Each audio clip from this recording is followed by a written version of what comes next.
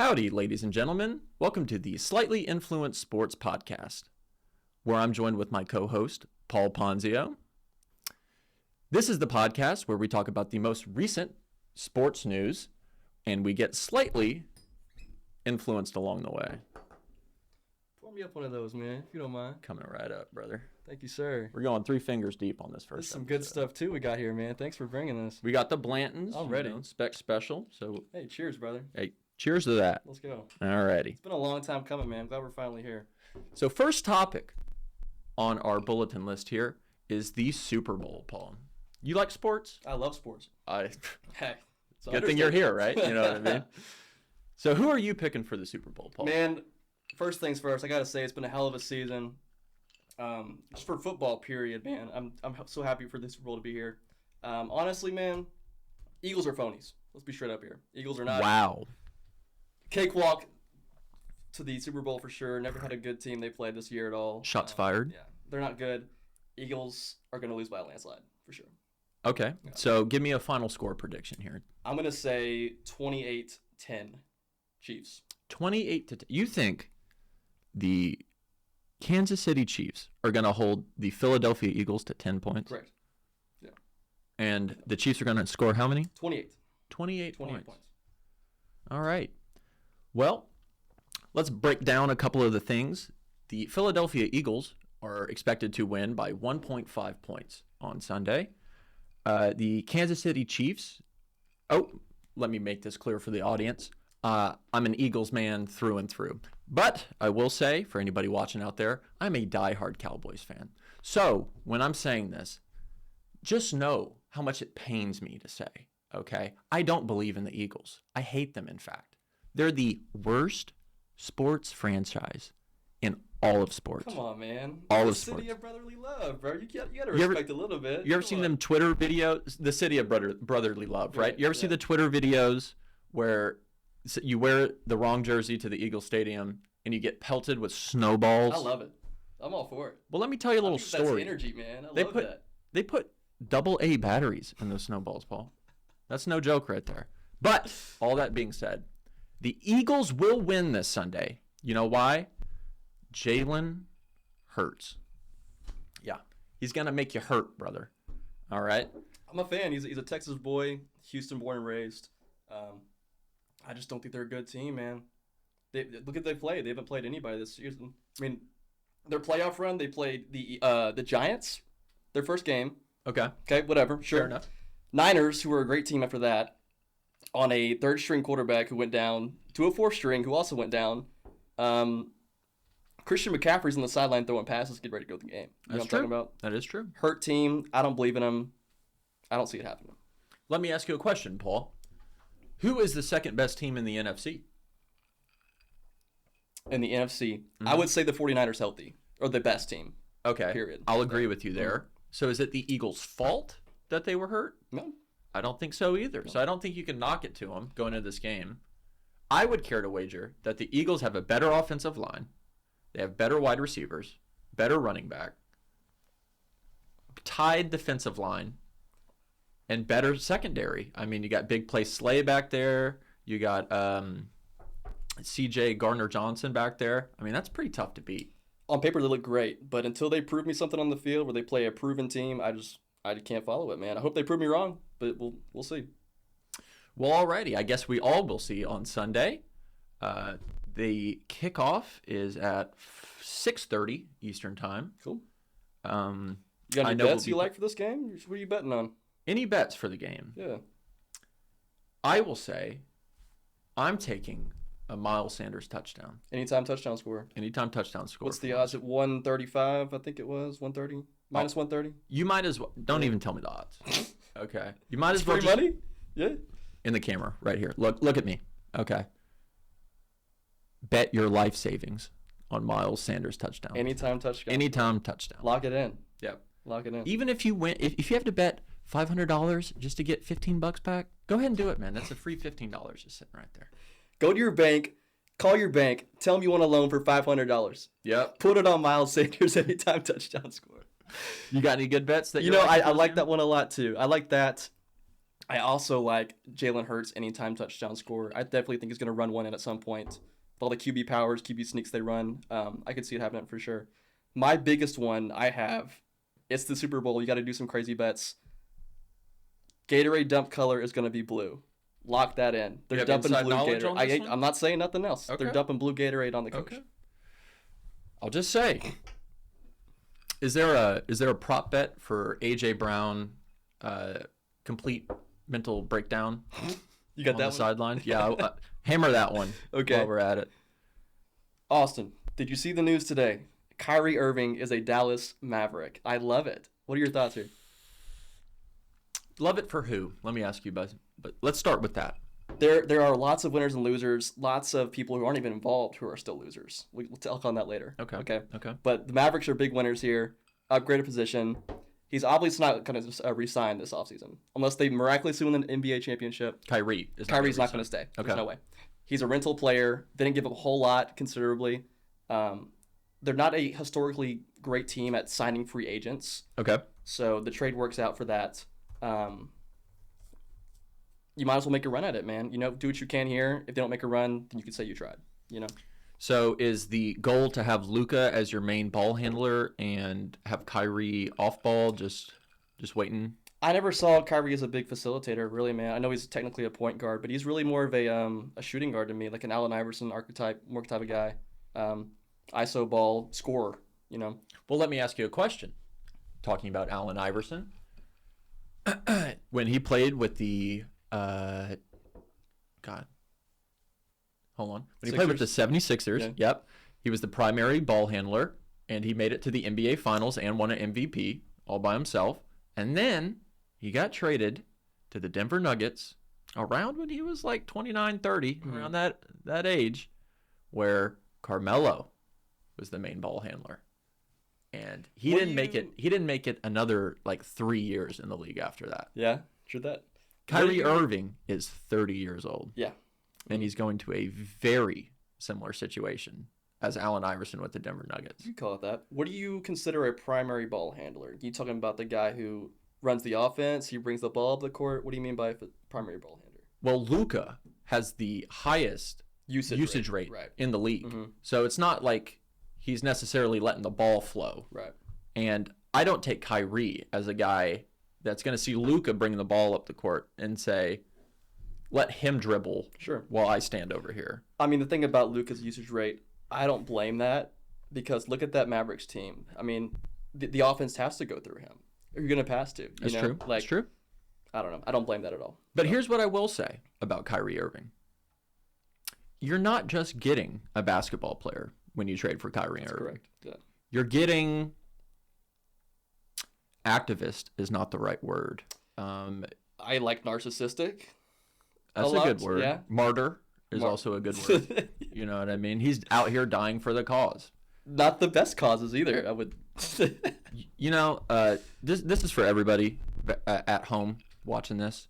You don't have to die on every hill, You think the Nets won this trade? Yes. Okay. I think they won this trade because they got out from underneath Kyrie.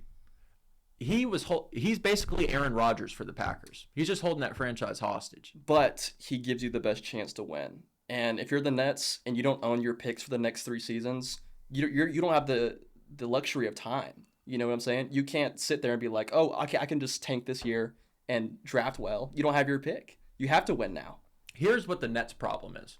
Okay, it's like, imagine this if you would. You got a girlfriend, both living in the same house, but you're paying for it, and one day your girlfriend comes up to you and says, I want to break up. Tough. Right? But you're like, no, that's not happening today. You know what I mean? They're not going to win. They weren't going to win with Kyrie and KD on that team. I think the only thing where they messed up here was they didn't get the first round pick from the Lakers for like 2029. That's what I was going to get into too. But finish your thought. Go ahead. My point is you can't win with somebody that doesn't want to be there. And I don't think Kyrie or KD want to be there. So was it a good trade? Player-wise, I don't think so, but team-wise, I think it's a necessary trade. Sure. Yeah.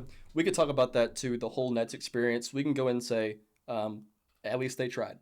It was a failed experiment at its best. Just didn't work out. They obviously wanted to go there and make it happen, but it just wasn't going to happen. Very obvious from the start it was going to happen. The biggest losers in this trade, the Los Angeles Lakers. What the fuck are they doing? What are they doing? I don't think, man, if I'm the Lakers, I'm not giving up one of those picks for Kyrie, man. Why not? Dude. Someone help me out here, man. We're lucky that this dude is even allowed to play anymore. Hold on. Did he apologize to the people in New York? The list of people sure. they gave to apologize to? Did he? I never saw one video of him going out there apologizing. I'm talking about winning ball games right now. That's all I'm talking about. But it's all part of winning ball games. Sure, right. Everywhere that Kyrie has gone, they have underperformed. Okay. And that is a fact. Besides with one player. The Lakers, to your point, refusing to trade either of those picks, right? 24 or 25. Or it's 25 and 26, I think. That's going to be the number one overall pick. Sure.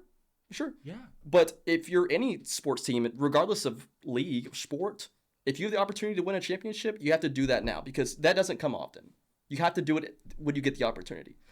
Right now, LeBron is playing some of the most impressive basketball from any player ever, really. He's averaging 30 points a game, which is his second highest ever at 38 years old, and you're wasting that year for him. This is it. You don't have any more time after this. He's 38 years old. You have to do what you got to do now to win the games. That's it. We're not talking about Giannis. We're not talking about Jokic. We're talking about Kyrie. We'll be lucky if he even shows up to the stadium. I want them to do anything. I want the Lakers to do something. They've had the opportunities to trade those picks for Buddy Hield, Miles Turner. They won't do a damn thing with those picks. They refuse to move those picks, and I don't understand. Well, let me ask you a question. Do you think getting Kyrie or Buddy Hield pushes the Lakers over the limit of getting a championship? I don't think they're that far. I don't think they're that far. They're below 500. What does it take to win? They have two top 10 players. I mean, I don't know if you say top 10 at this point with Anthony Davis. Probably 15 now maybe because he's availability. Weak knees, man. Availability is big. God damn. Yeah. Like, drink some muscle milk, homie. It's bad. You know what I mean? Yeah, it's bad. To all the kids out there, okay, that watch basketball, first of all, you're not Steph Curry. Please stop shooting threes. And second, wear high-top shoes. Yeah. He loves those Kobe's, man. But he loves those Kobe's. How many ankle injuries do you need to go under before you're like, man, I might need to change something up here? You know what I mean? But I think this is a good transition.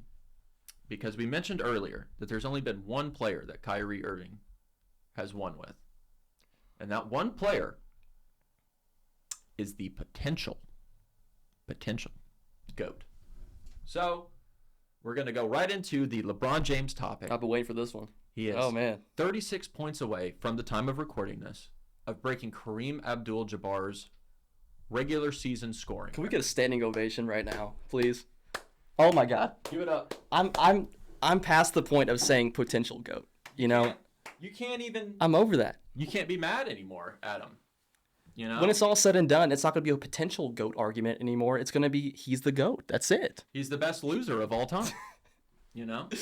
So what is the requirements? What do you need to have as a player to be considered the greatest of all time? If it's championships for Michael Jordan, I understand that argument. Sure. But if that's what we're going off of, then it's Wilt, then, right? But it's obviously not Wilt. No, it's definitely not. If it's scoring, then it's Kareem. But it's not Kareem. So what is the requirements for being the greatest of all time?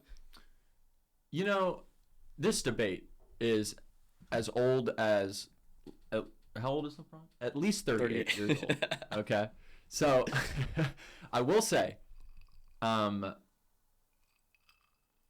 it saddens me. I don't know if saddens is the right word, but LeBron will become the GOAT. Right. He'll surpass this scoring record. He'll play with his son. He will. In an NBA game, and he'll become the GOAT because of that. But it makes me a little sad on the inside that the new GOAT will be a loser.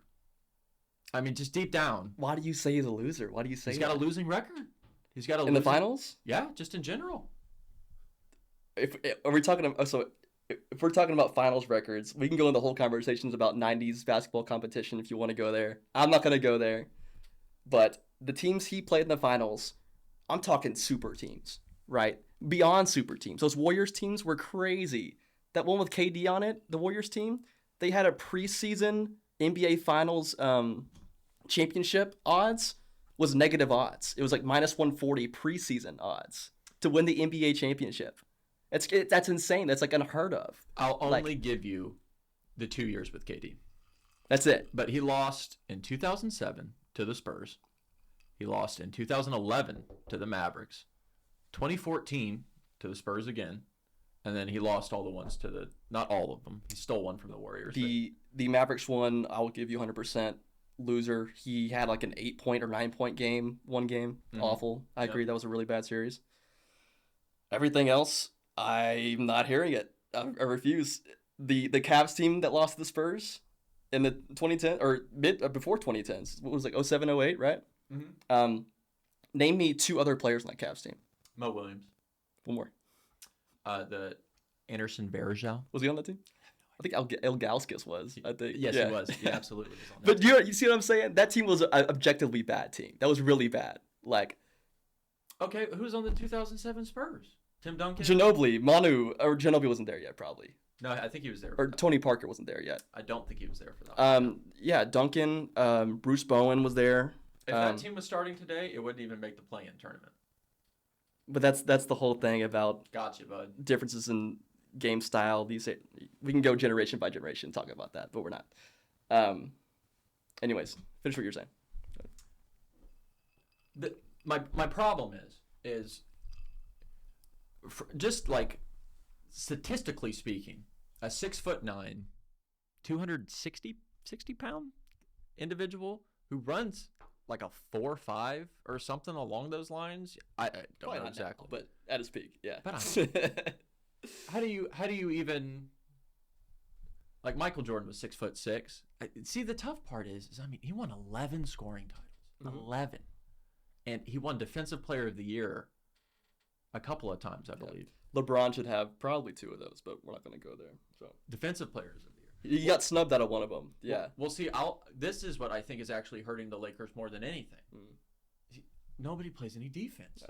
You could say that league-wide now, really. I don't know if you watched much NBA games this season. The scoring has been crazy. There's been so many 50, 60-point games by players, like more than like ever. Nobody plays any defense anymore, and it's ridiculous. Like, it's hard to watch basketball now. Well, it's a bad product, because Rudy Gobert is with the Timberwolves now. Like, they combined the 2 best defensive players. The best, yeah. Anthony Towns and Rudy Gobert, so there's less for other teams to go around. You know what I mean? God. But just to hammer this point home, LeBron is your GOAT. Easily, hands down. No questions. No question at all. You don't even think about Michael Jordan. You didn't celebrate Michael Jordan Day 2/3/23? No. Yeah, we're good off that. Yeah. I watched The Last Dance and I just wasn't moved, man. Great storytelling. It's because he's got jaundice. Does he have jaundice? You didn't see the yellow in his eyes? Oh. Hey, MJ. That might be alcoholism. Real quick, I love you, bud. I really do. You'll probably be upset at us for having these opinions about you. Go see a doctor, man. Yeah. Your eyes should not be that color. It's a lot of tequila and cigars at 12 in the afternoon.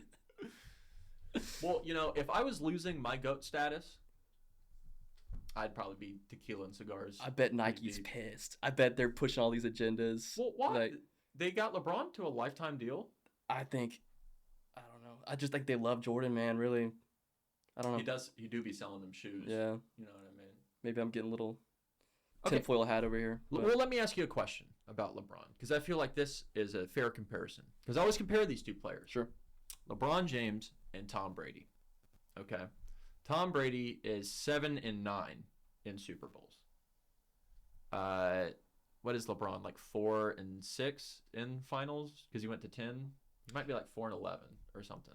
I love LeBron, but let's just not count that Mickey Mouse ring, if you don't mind. Let's just leave that one out. Wow. Yeah, let's just not talk about that. So he's your GOAT with only 3 rings? Regardless of who won that championship, I was going to count that. That's not a good. I do find it measure convenient basketball, bro. Like that the Lakers win the championship when they get 4 months rest right before the playoffs start, which is basically like, hey, AD, can you get on some crutches for a while? Yeah. But let's say Tom Brady went 2-9. I think he lost 3. He lost 3. He lost 2 to the Giants, 1 to the Eagles. Brady. That is correct. Yeah, so it was 7-10. Damn. So did he go to 17? Wait. He went to 10 Super Bowls. 7-3. Yeah. He does 10 Super Bowls. That's crazy. But here's my point. Yeah. What if he was 3-7, but he went to 10 Super Bowls? Would he still be the GOAT quarterback?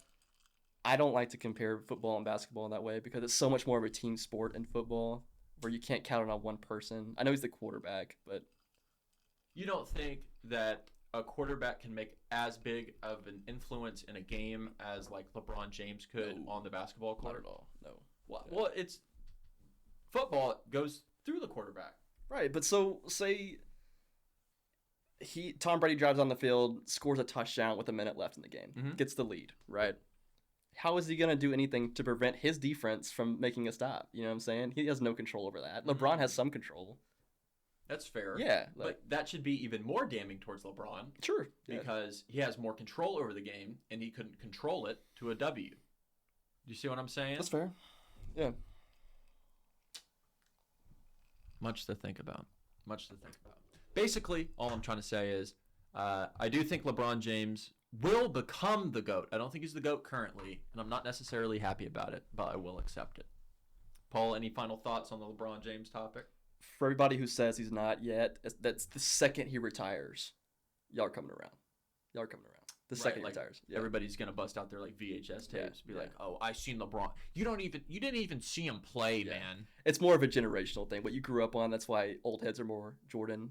Our generation's going to love LeBron. Do you think like one day when we're like 70, there's going to be like some guy that's like dribbling behind his back or something, like that's the only way he dribbles, and be like, these new damn kids, they never saw LeBron play.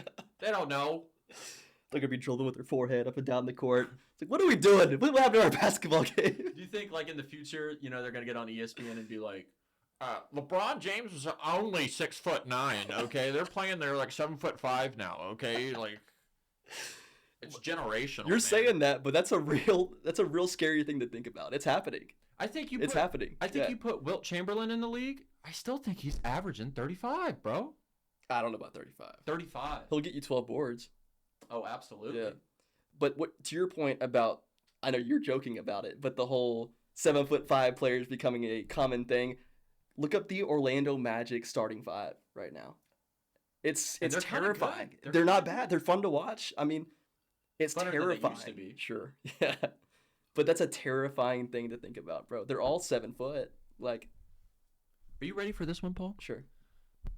If you are 7 feet tall, you have a 1 in 5 chance of being an NBA player. Is that true? 20% of the world's 7-footers are in the NBA. Wow. Is that it? I mean, like, is that all the 7-footers in the world? There's only like 200 of them. Is that it? Like, how many 7-footers do you think there are? I don't know, like a few thousand, maybe like 10,000, 12,000. Sounds like the Orlando Magic got that market just cornered on that one, huh? What's an NFL player that you think would make it nowadays? It's a little different.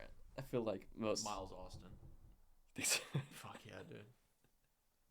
Without a doubt. Was he a rack guy or was he a possession guy? Miles He was more Austin? possession guy, right? He just get you a catch. He can get you deep. Really? He can get you deep. Deep threat guy? He used to be the kick returner for the Cowboys back in the day. Oh, shit. I didn't even get speed like that. Yeah. Well, I don't think he had it for very long because he was only... You know what I realized the other... He wore 19. Yeah. I love that. Yeah. That's one of my favorite like numbers for like receivers. Is that a historic Cowboy wide receiver number? Because so. Amari Cooper wore that number right after him. I won't say right after. It's probably like a 10-year gap. Well, not 10, like 6, 7. Doesn't feel like it to a Cowboys fan, I'll tell you that right now. That 27-year gap. Bro, it's like, how can you be worth more money than the Yankees, who have 27 world champions? Well, those 27 world championships happened because Babe Ruth is batting left hand. I don't care, man. Yeah. Yeah. Okay? At least they won one. And when was the last time the Yankees won one? Like, it was in the 2000s with Derek Jeter at the very least. The fact that they're one of those like most marketable brands, one of the most valuable brands in the world from any sport is crazy to me because their PR in the 90s must have been crazy. You know what I mean? To like brand themselves as America's team that heavily where it's like we're like worldly known as, like globally known as. It's further back than the 90s. It was in the 1970s. Roger Staubach was in the Navy. Oh, that's what it was. Right. And then so he had to go serve. During his Cowboys tenure? Before he even played in the NFL. I know he went to college. He went to college in the Navy, went and served, came back. His first season was at 28 years old. So he was the Heisman winner at Navy. So Brandon Weeden could have been Roger Staubach. Correct. Yeah. Is that who that was? The Browns quarterback they drafted from OK State at 28 years old? Was that Brandon Weeden? I mean, that's like if somebody drafted Stinson Bennett this year. It was a first-round pick. They used a 28-year-old quarterback. You don't think there's a team sitting out there that's kind of wondering, maybe not with this DUI coming out, but kind of wondering, I know he's 5'9", and he's 28, but Stinson just won the championship. Patriots. The Patriots are thinking this. They're sniffing a little bit. They're looking into it. See, like, I bet. I would too. Here's what I don't get. What do you have to lose? What? But do a 7th rounder, or even he's probably a fucking training camp guy at this point, right? After all the DUI shit, he's probably a training camp guy. Let me ask you a question, Paul. Do I look like Mel Kiper? I don't think so. First of all, I appreciate that. Shots at Mel. I don't He's like bad. you, Mel. I don't like Historically you, Mel. bad. Historically bad. You know, I watch college football. You know, not once did I think to myself, man, Mitchell Trubisky's got to go in the top 5. Or, oh, man, I got to use my first-round pick on Mac Jones. Did you ever watch... I mean, Mac Jones was understandable, Alabama quarterback. Is it? Which isn't, like, historically a good thing, an Alabama quarterback. But to your point, Trubisky, did you watch any North Carolina games while he was there? Did anybody besides Mel Kiper? I didn't watch a damn one. I know I didn't. It's just like when we watched Deshaun Watson at Clemson. Or, I remember... I understood that. Yeah. I was like, okay. I remember watching Lamar at Louisville, and it was the game where he played Deshaun Watson. I was like, that kid's fucking good. He was good. I was skeptical about how it would translate to the NFL, but I'll be damned. It's kind of changed the game for quarterbacks, period, in NFL. You know what I mean? More teams are shifting towards the mobile quarterbacks. We have a Super Bowl team with a mobile quarterback right now. Like the Eagles have been kicking ass with Jalen Hurts, who runs the ball 12 times a game, more than that maybe. Like he's getting rushing yards, multiple 100-yard rushing games. Like, well, here, that's another good topic that we can go right into. If you're the Ravens, are you paying Lamar? And if you're Lamar, do you even want to play for the Ravens anymore? If I'm the Ravens, my thing is there's very few quarterbacks that's worth paying past the rookie extension. I know that's weird to say out loud, but if you're paying your salary, like if you're paying 20% of your NFL salary to one player, you have 23 other guys to take care of, and then some. You know what I mean? So it doesn't make sense for me to drop a Mahomes contract on a guy that is one player. I know Mahomes is that good. Okay. But you have so like who are 23 the 5 other or 6 guys quarterbacks that you would pay? Mahomes. Okay. I think Josh Allen's deserving. I know he didn't show it in this playoff run, but Brady, even though he never took it, which is why he probably won so many, which kind of shows to that fact. He never wanted that. You know, he wanted to win, and it's probably why he did. It's true. But just guys like that, you know, who are generational talents. So you don't think Lamar, no, who I would care to say is the best mobile quarterback to ever play in the NFL. I agree. Better than Michael Vick. Sure.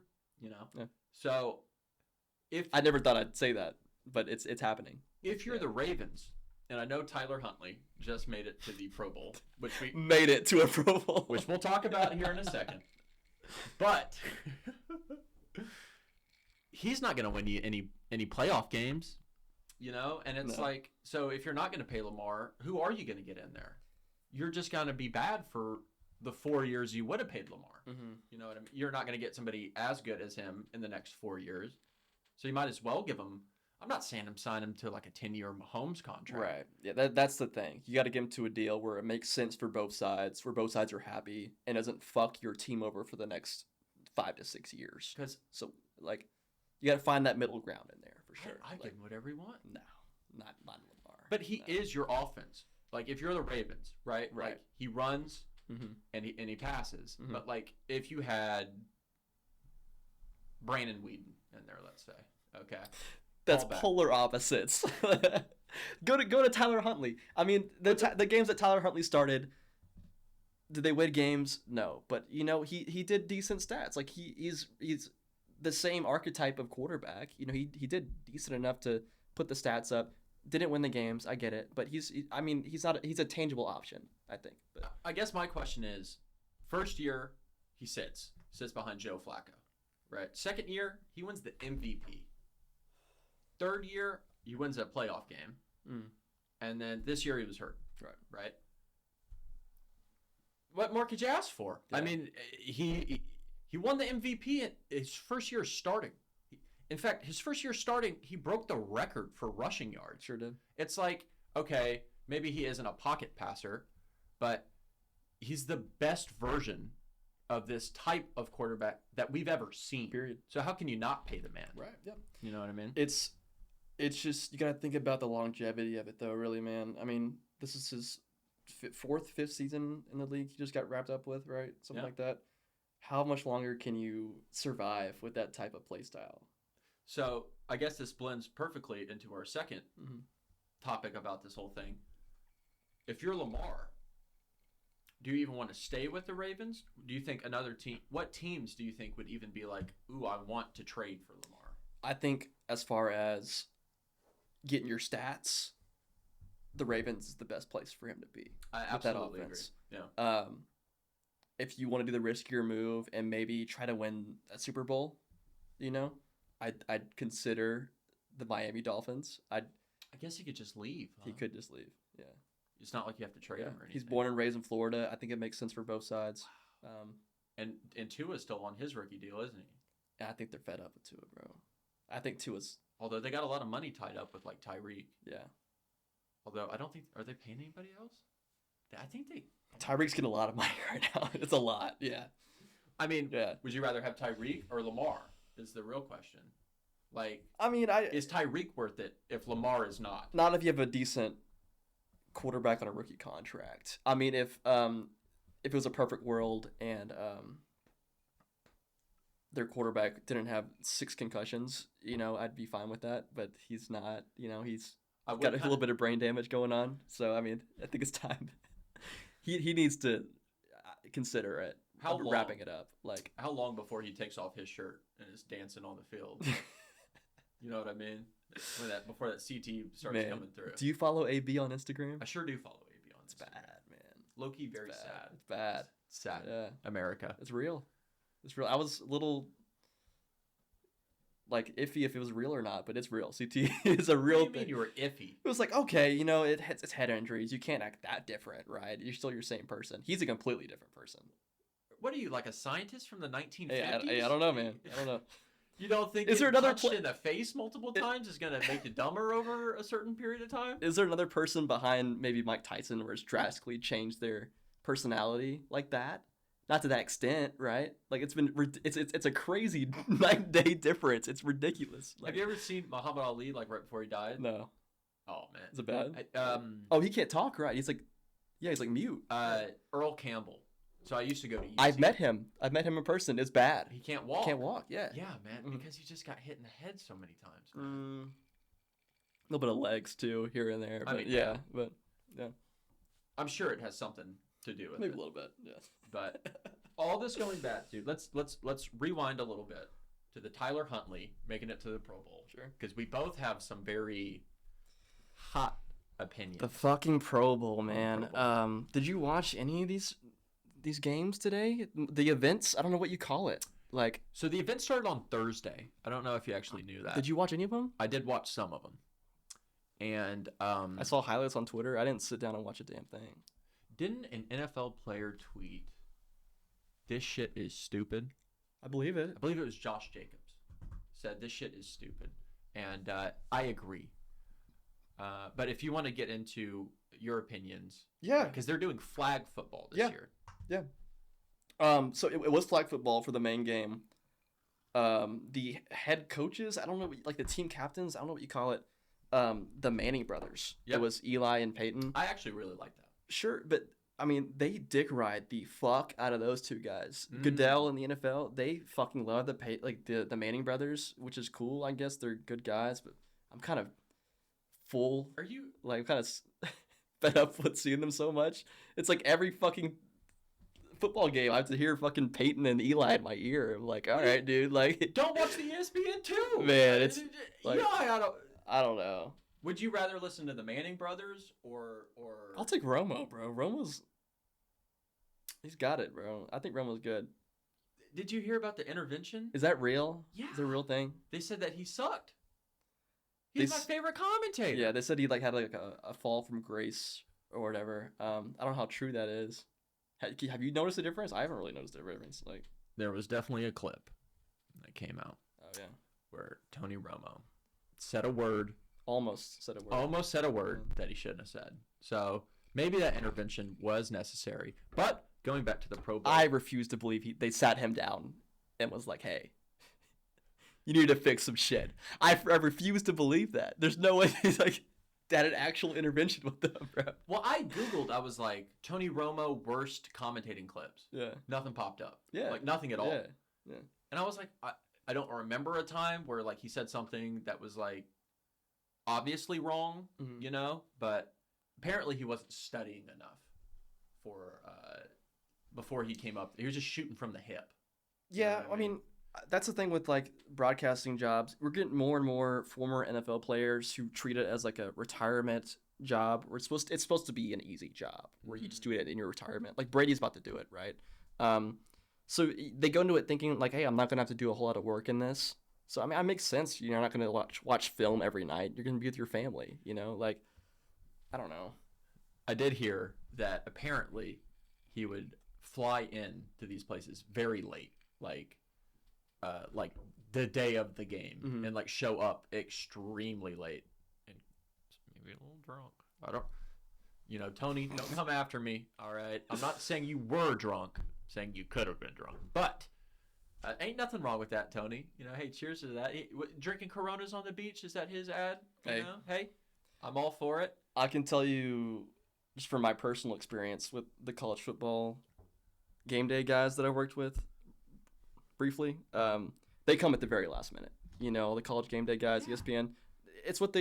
They're the talent. That's what they call them. They're the talent. So they wait till the very last second to do it. They show up, they do their shit, and they leave. That's it. Well, I'll say going back to the Peyton Manning brothers, they got the best setup. They're just in their living room. They are. Yeah, they're never in studio, are they? No, they're just at their house, just like filming. Yeah. You want to take a shot, brother? Yeah, absolutely. Let's take a shot, bro. Take a shot. I will not be doing vodka. I will take a whiskey shot. But I gotcha. So basically, ending thoughts on the Pro Bowl. Paul, I believe you just want to cancel it. I'm fine with just ending the whole thing. I sat down and watched some Twitter highlights today of them doing a catch contest, trying to mimic the dunk contest, I guess. Okay. Who the fuck is watching that? Who's gonna sit down and watch that shit? I don't give two shits. They're going off like at least their family. Yeah, right. The teammates, maybe the teammates. It's like a girls' like softball game. There's like only the family in the stands. It's like not the wife, but like the side pieces on the sideline. Right, because it's in Vegas, so it's like you fly in the girl to Vegas, you know what I mean? But yeah, they're like diving into like a foam gymnastics. I don't know what you call it, like a mattress like almost. A foam pit? Yeah, like a foam pit. Like, why do we care about this? What's impressive about this? I could do that. My thoughts on the Pro Bowl is make it tackle football again, but do it at the beginning of the season. Oh, why? It's because, one, you can get all the people that were in the Super Bowl in the Pro Bowl, and two, I feel like people would be less worried about their contracts if you do it at the beginning of the season than at the end of the season. Because let's say you're a contract player, like who's a good example? Like Tony Debo Pollard, last year. Tony Pollard got hurt. But Mhm. let's say he was completely healthy, he would have been a Pro Bowler. If I'm Tony Pollard, I'm not trying to go out there Sure. and get hurt Yeah. right before I get a major contract. So make it the first, like, cut a preseason week and put it right before the season actually starts. But then what if you get hurt preseason though? It's still up in the air. You know, like We can get hurt in preseason anyways. I guess. Yeah. I don't know. Anyways, take I the don't shot. think there is saving it, to be honest with you. I want to describe the whole thing, dude. Cheers. Cheers. All right, Austin. Every week we do this thing where we pick a random NBA player. I say random. We usually Favorite choose subject. one from a previous NBA decade generation, if you will, and we decide if they will survive in today's game, pretty much. So you have a player, right? Yep, Who do you have? I have prepared a player. Okay. Before I announce who this player is, I want you to name me their points, rebounds, assists, career average. career average. Okay. And their teams they played for, and see if I can guess them. He averaged 17.8 points a game. Wow. Career? Career. Okay. On 45% shooting, 31 from the three-point line. So decent. And you got to keep in mind, this is from 2005 to 2016. So pretty recent. Yeah. Okay.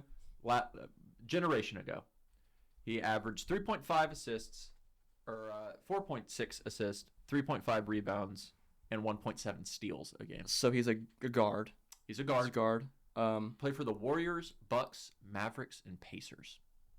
Pacers. It's Monte Ellis. It is Monte Holy Ellis. shit. Yeah. Monte Ellis is my player that I believe if you had, let me give you the stats from his best year. Okay. Okay. In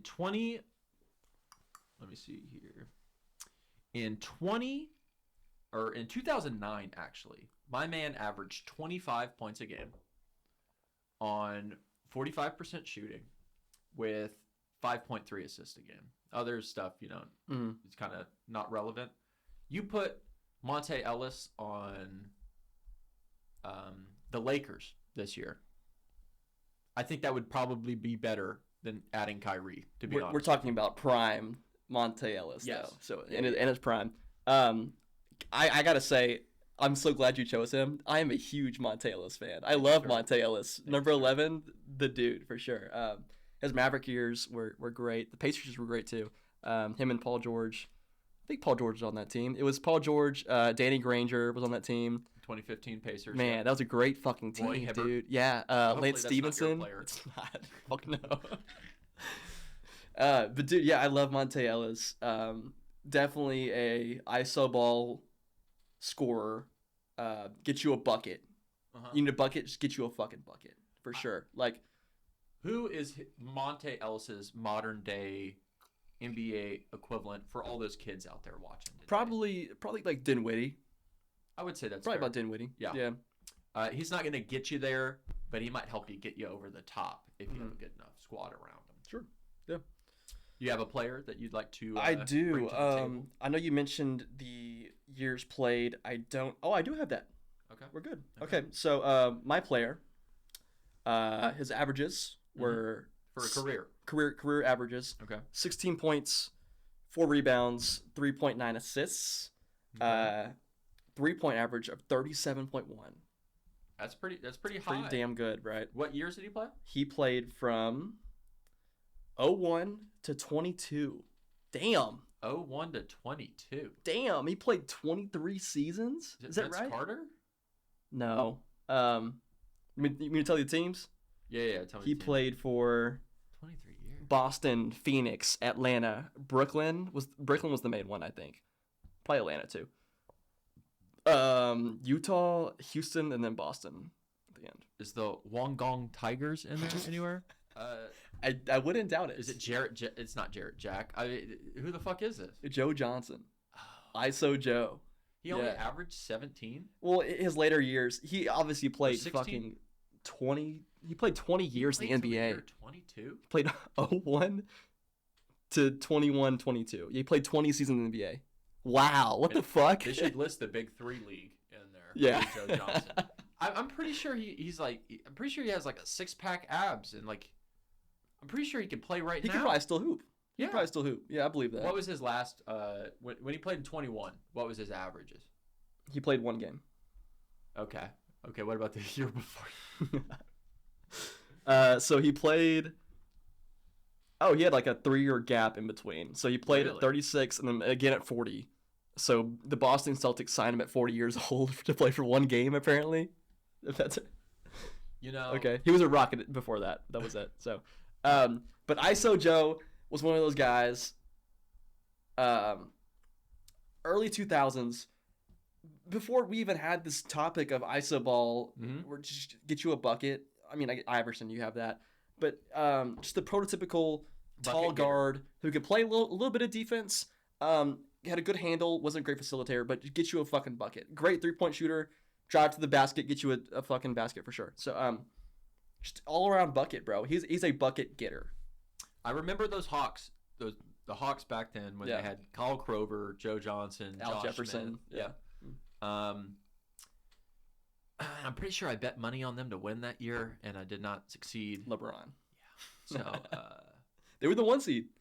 that's what I think about Joe They were Johnson. the 1 seed. But that was a good pick. I'll agree with you there. Yeah. I think he would do phenomenal. What team would best be served? Oh, you know who I could see Joe Johnson really cooking with? Like a 20 or let's say 2011 Joe Johnson on the current Milwaukee Bucks. That would be pretty tough, right? But there. he'd be like the second option. Yeah, but that's all you really need from Joey. You know what I mean? That's good. Yeah. I like the current Charlotte Hornets. Just let him put up 30 shots a game. Just let him stat pad. He's not gonna win. He's not gonna win you ball games. Yeah, he's not gonna win the games. He's gonna give you fucking 32 points a game, though. I mean, if you're the Charlotte Hornets, don't you just want a guy that will hawk up 30 a game? Like, it doesn't really matter. Get some people in the arena. You're not gonna win the NBA championship by any means for the next 10, 15 years. So. You could just be Joe Johnson all over again. You know? His exact career reincarnated. That's all it is. Well, alrighty, y'all. Yeah. I think that's all of our topics for this week. So, Paul, if you'd like to give the concluding statement. Yeah, man. This is episode 1. Really just a test trial, but this has been so far so good, man. I think this is a good little thing we got going on. I want to cheers you real quick, brother. Here you go. Absolutely. Slightly Salud. influenced. I love. We'll be on every week. Thank you for joining us for our inaugural episode, and have a good one. Go Eagles.